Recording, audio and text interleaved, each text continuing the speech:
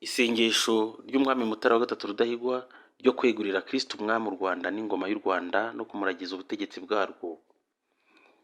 Nyagasani Yezu, Mwami w'abantu bose n'imiryango yose, wowe n'umubyeyi wawe Bikira Mariya umugabekazi w'ijuru n'isi, yewe Mutara Charles Léon Pierre Rudahigwa, ndapfukamye kugira ngo nemeze ko ari mwe bagenga b'inteko b'u Rwanda, mukagomba no kutubera umuzi ushingiweho n'ubutegetsi bwarwo n'ingoma yarwo.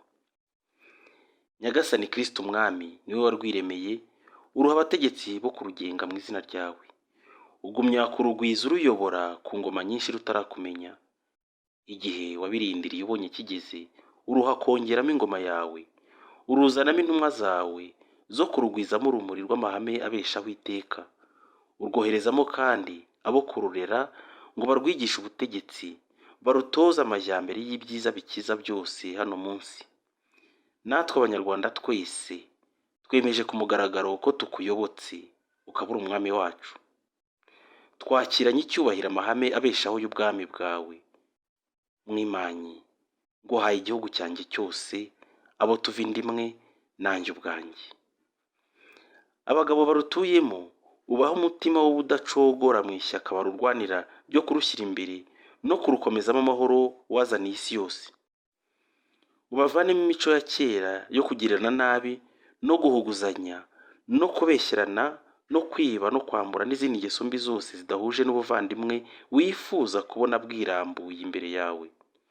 Ubagwizemo inema zibamurikira, zibajijura, zibavanemo ubunebwe n'ingeso zindi zose za gipagani zirenga itegeko ryo gusenga wowe wenyine Imana imwe rukumbi waremye byose. Abagore ubaho umutima w'ubudahinyuka, barubere mu nteko barutegeye urugori. Barere neza abana waduhereye kurugwiza, bareme imitima yabo, bayishyiremo icyubahiro cyawe n'urukundo rw'ingoma yawe n'urw'igihugu cyacu cy'u Rwanda. Ingo rero zarwo zose uzikomezemo amahoro, abashakanye bahuza imitima babe nk'umubiri umwe nk'uko nawe umeranye na kiliziya yawe. Abatware ubahe kurutegekana ubutabera, barutsindemo akarengane n'imigenzo mibi yindi yose inyuranyije n'ubutungane watwigishije. Ubwabo bakomezemo umwete wo kwirinda ingeso za gipagani zo kwangana no kwiremamo ibice by'inzangano byatuma urukundo twifuzamo rudashinga imizi mu gihugu cyawe.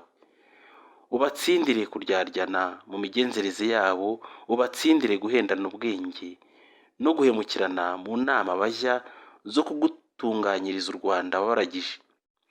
Ubarinde kurenga ku masezerano no kwica umugenzo mwiza w'ubwangamugayo. Ubahe guca imanza zitunganye no kutagira uwo barenganya ngo barengere uwo bikundiye. Ubatsindire kurwara n'inzika no kugira uwo bayirwara mu ngabo zabo. Ubahe kwirinda kugira uwo bagambanira cyangwa bagambanaho byo kurenganya umuntu n'umwe mu Rwanda rwawe. Ubavaneho rero imigenzo yose ya gipagani inyuranyije n'ubutegetsi bw'ingoma yawe. Intumwa zawe zazanywe no kutwigisha amahame y'ibibeshaho iteka n'abazanywe no kuyobora inzira y'ibyerekeye amajyambere. Natwe bene igihugu twese dushyire hamwe dutunganye imirimo yacu, dushyizeho umwete ari wowe tuyikorera. N'amahanga yose uko angana tugusingirize mu ruhame tugira tuti: Kristu Umwami n'umubyeyi we Bikira Mariya baragahora nibumbye byose ubu ngubu, ingoma n'iteka ryose. Amina.